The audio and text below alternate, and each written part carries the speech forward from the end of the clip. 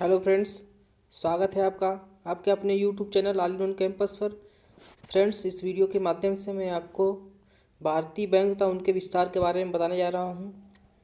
तो आप वीडियो को जो है अंत तक उसमें बने रहें वीडियो में और उसे पूरा समझने का प्रयास करें। अगर आपको कोई भी डाउट है, कोई भी दिक्कत समझ में आता है तो आप मुझे कमेंट करके बताएँ ताकि मैं उसका समाधान कर सकूँ। ठीक है, चलिए वीडियो को स्टार्ट करते हैं। देखिए, आपको बता दें कि जितने वीडियो इसमें बनाए जा रहे हैं, अपलोड हो रहे हैं, सारे आपके आगामी परीक्षा आरआरबी एनटीपीसी ग्रुप डी के उद्देश्य से बनाया जा रहा है ताकि आपका सिलेक्शन सुनिश्चित हो। तो आप वीडियो को प्रतिदिन देखें। चलिए वीडियो स्टार्ट करते हैं। देखिए, इसमें सबसे पहला क्वेश्चन है, भारत में स्थापित होने वाला सबसे पहला बैंक कौन सा था? तो आंसर है आपका बैंक ऑफ हिंदुस्तान, जो कि 1770 में स्थापित हुआ था। यह अंग्रेजों के द्वारा स्थापित होने वाला पहला बैंक था और इस संचालन भी अंग्रेज ही करते थे। इसके बाद देखिए, अगला है, भारतीय बैंकों की जननी के उपनाम से किस बैंक को जाना जाता है? तो आंसर आपका है बैंक ऑफ इंग्लैंड। ठीक है, चलिए अगला क्वेश्चन पढ़ते हैं। बैंक ऑफ बांग्ला की स्थापना कब हुई थी? 1806 ईस्वी में। इसके बाद देखिए है, बैंक ऑफ बॉम्बे की स्थापना कब हुई थी? 1840। और तीसरा इसके बाद अगला है, बैंक ऑफ मद्रास की स्थापना कब हुई थी? 1843 ईस्वी में। फ्रेंड्स देखिए, एक बात मैं आपको बताना चाहूँगा कि बहुत ज़रूरी चीज़ें हैं कि जो आप देख रहे हैं, bank of Bangla, bank of Bombay और बैंक ऑफ मद्रास, 1806, 40, 43, ये तीनों प्रेसिडेंसी बैंक के नाम से जाने जाते थे उस समय। ठीक है, और आगे चल कर के बाद में इन्हीं तीनों प्रेसिडेंसी बैंक को मिला करके इंपीरियल बैंक ऑफ इंडिया नाम दिया गया, जो कि 1921 में। तो ये आपका है, इंपीरियल बैंक ऑफ इंडिया की स्थापना कब हुई थी? 1921 ईस्वी में। ठीक है, तो ये तीनों बैंक जो आपके प्रेसिडेंसी बैंक थे, bank of Bangla, bank of Bombay और बैंक ऑफ मद्रास, इन तीनों को मिला करके इंपीरियल बैंक ऑफ इंडिया नाम दिया गया, और वो भी 1921 ईस्वी में। फिर इसका देखिए अगला है, स्टेट बैंक ऑफ इंडिया की स्थापना कब हुई थी? तो आपका आंसर है 1 जुलाई 1955। चलिए अब देखिए, अब में भी आपने देखा कि इंपीरियल बैंक ऑफ इंडिया की स्थापना तीनों प्रेसिडेंसी बैंकों को मिलाकर के हुआ था, जो कि 1921 में। और यही जो इंपीरियल बैंक था, यही आगे चल करके आपका 1 जुलाई 1955 को स्टेट बैंक ऑफ इंडिया के नाम से जाना गया। ठीक है, चलिए अगला क्वेश्चन देखते हैं। इलाहाबाद बैंक की स्थापना कब हुई थी? तो आपका आंसर हो आएगा 1865 ईस्वी में। देखिए अगला क्वेश्चन है, अलायंस बैंक ऑफ शिमला की स्थापना कब हुई थी? 1881 ईस्वी। ठीक है, देखिए आगे चल करके आपका बैंकों का विस्तार होता गया और नए नए बैंक स्थापित होते गए। अगला है, अवध कमर्शियल बैंक की स्थापना कब हुई थी? तो आंसर है आपका 1881 ईस्वी में। और अगला है, पंजाब नेशनल बैंक की स्थापना कब हुई थी? तो आंसर आपका हो जाएगा 1894 ईस्वी। देखिए आपको एक चीज़ यहाँ बताना चाहूँगा कि जो आप देख रहे हैं अवध कमर्शियल बैंक, ये देखिए आपका जो है भारत में स्थापित होने वाला पहला बैंक है। ठीक है, अभी आपने ऊपर देखा कि 1770 में भारत में स्थापित सबसे पहला बैंक, लेकिन वह अंग्रेजी पैसे से और अंग्रेजों द्वारा स्थापित बैंक था। लेकिन यह जो है अवध कमर्शियल बैंक आपका विदेशी पैसे से और भारतीयों द्वारा संचालित बैंक था। इसमें अंग्रेजी भी काम करते थे। फिर इसके बाद अब देख रहे हैं, पंजाब नेशनल बैंक की स्थापना कब हुई थी? 1894 ईस्वी में। तो आपको बता दें कि पूर्ण रूप से भारतीय पैसे तथा भारतीयों द्वारा संचालित भारत का प्रथम बैंक पंजाब नेशनल बैंक था। अगला क्वेश्चन है आपका, पीपुल्स बैंक ऑफ इंडिया का गठन कब किया गया?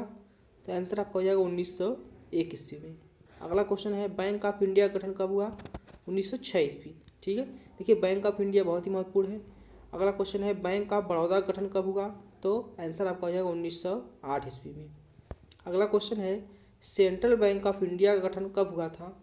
तो आंसर आपका हो जाएगा 1911 ईस्वी में।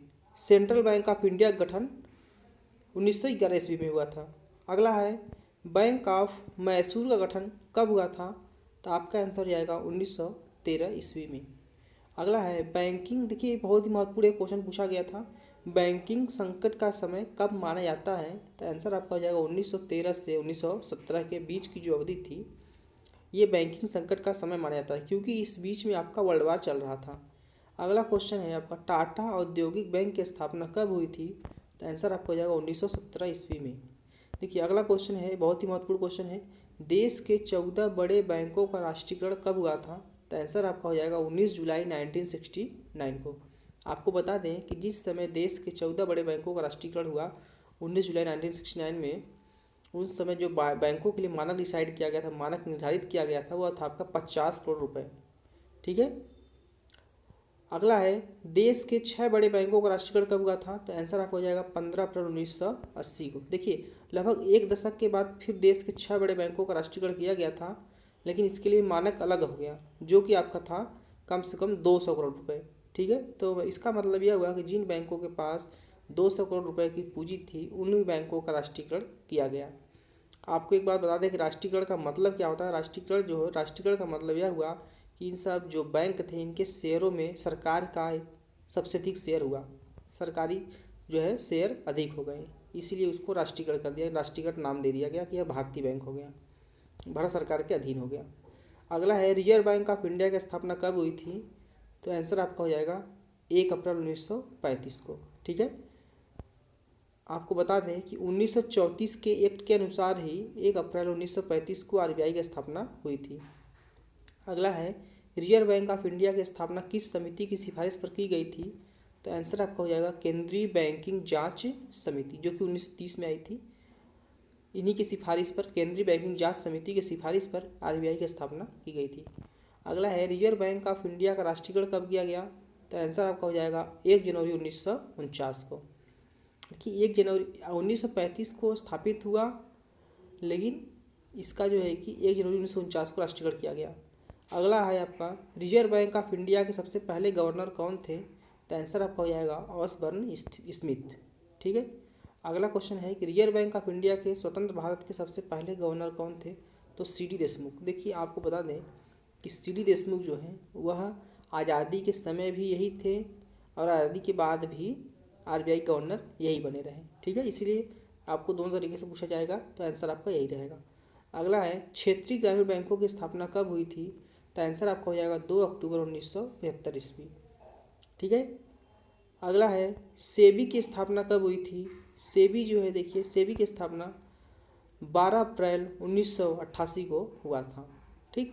तो फ्रेंड्स, मैं उम्मीद करता हूँ कि आपको यह मेरा वीडियो पसंद आया होगा, और आप वीडियो को लाइक करें, चैनल को सब्सक्राइब करें और अधिक से अधिक लोगों से सब्सक्राइब करवाने का प्रयास करें, ताकि मैं और अधिक वीडियो आपके लिए बना सकूं और जो आपके एग्ज़ाम के लिए काफ़ी हेल्पफुल हो। धन्यवाद।